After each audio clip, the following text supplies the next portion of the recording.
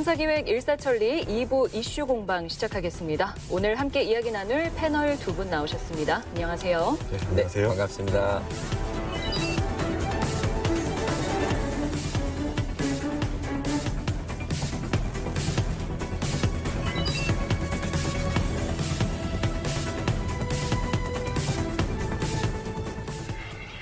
자, 그럼 오늘 준비된 첫 번째 이슈 먼저 영상으로 만나보시죠.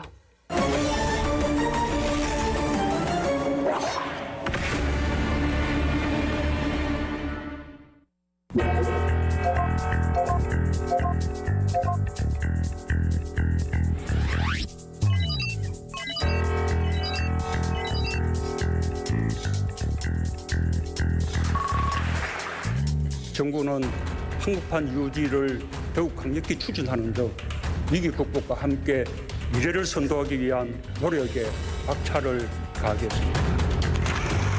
20대 대표 과제는 오는 2025년까지 총 101조 원의 사업비와 111만 개의 일자리를 창출하게 됩니다. 한마디로 대한민국 건국 이래 최대 규모의 미래 프로젝트라고 할 수 있습니다. 대한민국 정부의 한국판 뉴딜 정책에 맞춰 전북형 뉴딜 사업을 추진하는 전라북도. 전라북도는 디지털 뉴딜과 그린 뉴딜 두 축으로 하는 사업 계획을 발표했다. 총 260개의 사업 발굴과 10만 개의 일자리 창출을 구상 중인 전라북도. 올 연말까지 신규 사업을 발굴해 종합 계획을 수립하겠다고 밝혔다. 전라북도 미래 성장 동력으로 주목받는 전북형 뉴딜. 과연 전북 경제를 일으킬 수 있는 꿈의 프로젝트가 될 수 있을 것인가?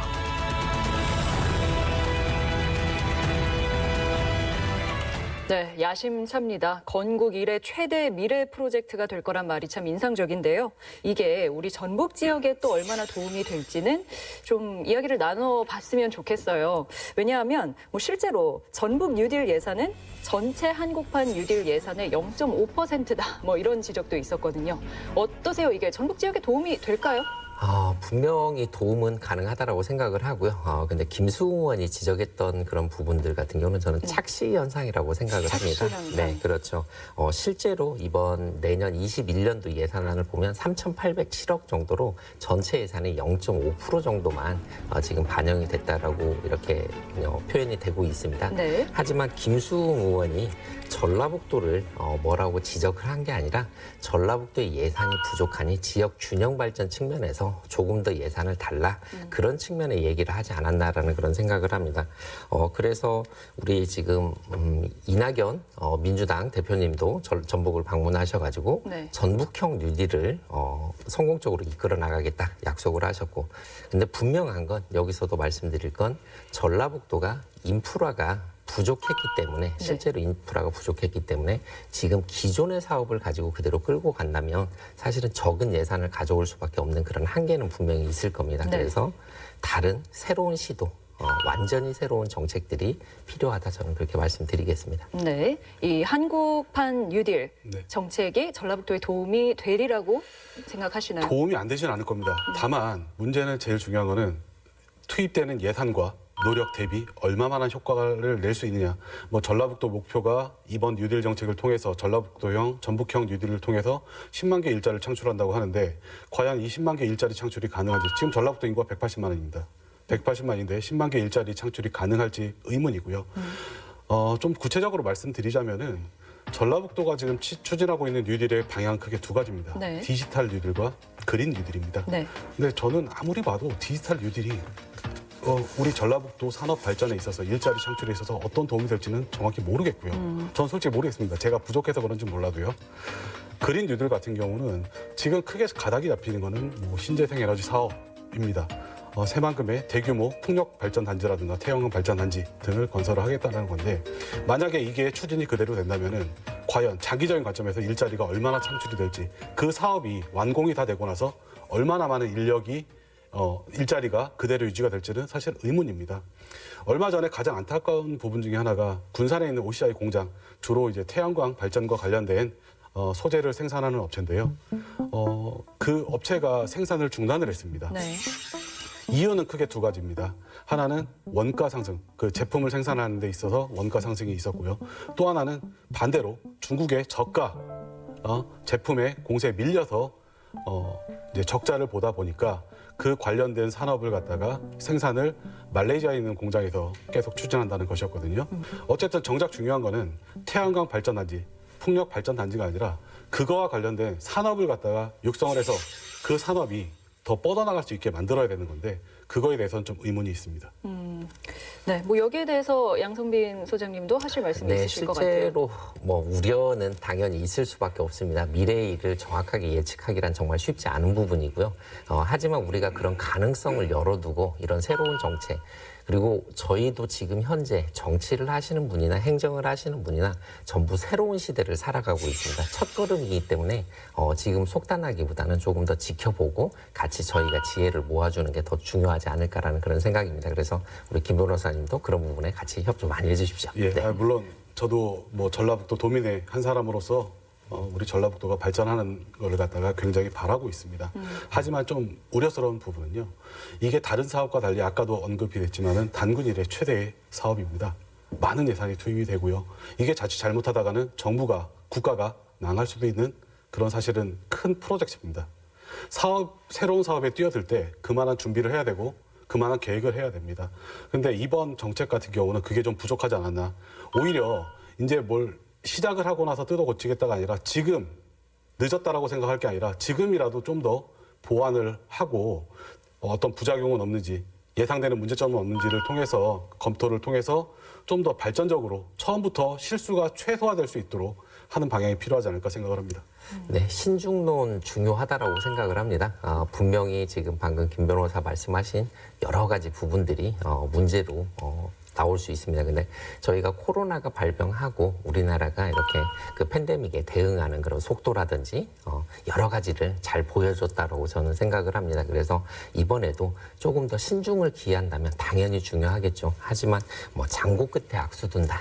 그런 얘기가 있잖아요. 그래서 많은 걸 기다리기만 할 수는 없으니 사실은 하나하나 풀어나가면서 다시 새롭게 신규 사업도 발굴하고 예산 확보도 노력해 나간다면 우리 한국형 뉴딜, 전북 뉴딜이 성공하지 않을까 그렇게 생각을 하지만 또 아쉬운 부분은 분명히 있습니다. 네, 저도 그거 공감합니다. 네. 네.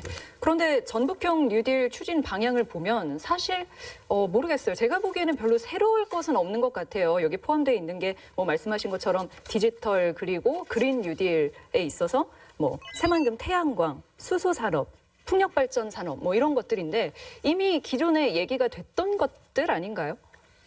사실은 반복이죠. 반복인데 네.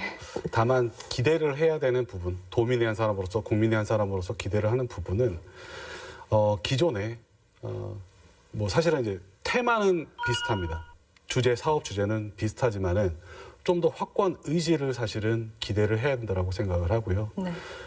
산업이 발전하는 데 있어서 가장 필요한 것 중에 하나, 뭐 물론 여러 가지가 있겠습니다만은 규제 개혁이라고 생각을 합니다.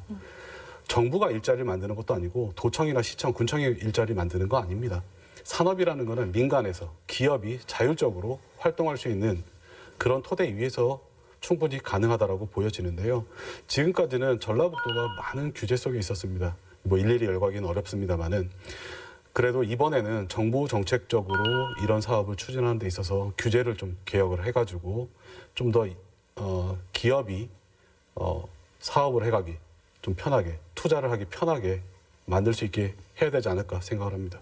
저는 농업과 산림을 좀 중요시하는 그런 부분들이 좀 되었으면 좋겠다라는 그런 생각인데 실제로 우리 실무추진위원회가 네. 위원들이 민간 위원들이 여러 가지 전문 분야의 교수님들과 뭐 저명하신 분들이 계시지만 농업 분야의 전문가가 없다라는 게 조금 아쉬운 부분들이 좀 들었어요. 그래서 저 같으면 농업 분야의 전수조사를 통해서 농업 생산량과 그다음에 농업의 작물 그런 것들을 빅데이터화하고 그런 것들을 관리할 수 있다면 우리가 과잉 생산돼서 밭에서 이렇게 갈아엎거나 하는 것들은 분명히 막아낼 수 있다. 실제로 해외 선진국 사례들은 농업을 그런 식으로 관리해 나가고 있거든요. 그게 사실은 빅데이터가 저는 그린 뉴딜이고 디지털 뉴딜이라고 생각을 합니다. 그래서 한 가지 예를 들었지만 그렇다 보면 우리 농산물도 안정이 되고 농업에도 새로운 인력이 좀 창출되고 안정이 될 수 있지 않을까. 그리고 지방 소멸을 막을 수 있지 않을까. 저는 그런 생각을 해봅니다. 그래서 이런 부분들, 아까 아쉬운 부분 플러스 그다음에 우리가 기대하고 있는 부분들을 행정이 좀 잘 반영해 주셨으면 생각을 합니다. 저도 뭐 개인적으로 한 말씀 더 덧붙이자면은 예. 전라북도의 어떤 특정 산업을 발전시키기는 좀 어렵다라고 생각을 합니다. 하지만 전라북도가 강점 있는 산업이 하나 있습니다. 다른 지역과 비교했을 때 농업입니다. 그러면 앞으로 어떤 특정 산업도 좋지만은 농업 발전에 좀 더 역량을 좀 투입해야 되지 않을까. 그래서 농업이 과거의 노동지박적 산업이 아니라 고부가가치 산업으로 좀 탈바꿈하고 디지털을 한다면은 아까 이제 좀 전에도 양성빈 소장님께서 말씀하셨지만은 그런 부분의 투자를 통해서 좀 더 과학적이고 체계적인 농업 발전이 이루어져야 된다고 생각합니다. 네, 뭐 아직은 시작 단계이기 때문에 뭐 많은 준비 과정과 또 뭐 이 정책의 방향도 많이 바뀔 수 있고 그런 것 같은데요. 앞으로 이 뉴딜 사업의 성공을 위해서 애정 어린 따끔한 조언이랄까요? 네, 한 말씀씩 부탁드립니다. 네, 사실은 이번 방송을 준비를 하면서 제가 우리 전라북도 전북형 뉴딜의 공모 사업을 진행한 걸 확인을 했습니다. 네. 근데 상금이 얼마인 줄 아셨어요? 네. 많진 않을 것 같은데요. 네, 1등 상금이 50만 원도 아니고 45만 원이더라고요. 아, 정말요? 그래서 전체 150만 원을 배정을 해서 이런 공모 사업을 했더라고요. 수십조, 수백조가 들어가는 우리 한국형 뉴딜 사업에 전라북도가 대응하는 자세가 조금 더 통 크게 정말 좋은 제안을, 정책을 좀 같이 공유하고 싶다면 그래도 좀 과감한 투자가 좀 필요하지 않나라는 그런 생각이 들었고요. 그리고 새만금 권역을 중심으로 해서 하는 그런 사업들이 대부분이었다. 그래서 동부 산업권은 또 많이 소외된 그런 느낌을 많이 받았습니다. 그래서 동부 산업권 자치단체장님들이 이번 전북형 뉴딜을 통해서 새로운 사업을 발굴하고 그다음에 우리 전라북도에 또 새로운 신성장 동력으로 좀 거듭날 수 있는 그런 계기가 될 거고 아마 그렇게 평가받지 않을까 저는 그렇게 생각을 합니다. 그래서 동부권도 좀 많이 좀 사업 발굴을 좀 해주셨으면 하는 그런 마음입니다. 네, 변호사님. 예, 뭐 이번 정책이 단기적인 부양책으로 끝나서는 안 된다라고 생각을 하고요. 장기적인 관점에서 진짜 우리 전라북도가 발전할 수 있는 기틀이 마련됐으면 하는 바람이 있습니다. 또한 단기적인 물적 인프라 확보를 넘어서서 뭔가 효과적인 정책이 나오길 기대를 합니다. 예. 전라북도는 뭐 사업을 연내에 확정 짓고 추진하겠다는 입장인데요. 이게 말잔치에 그치지 않고 정말로 도민들에게 희망을 주는 미래 프로젝트가 되길 기대하겠습니다.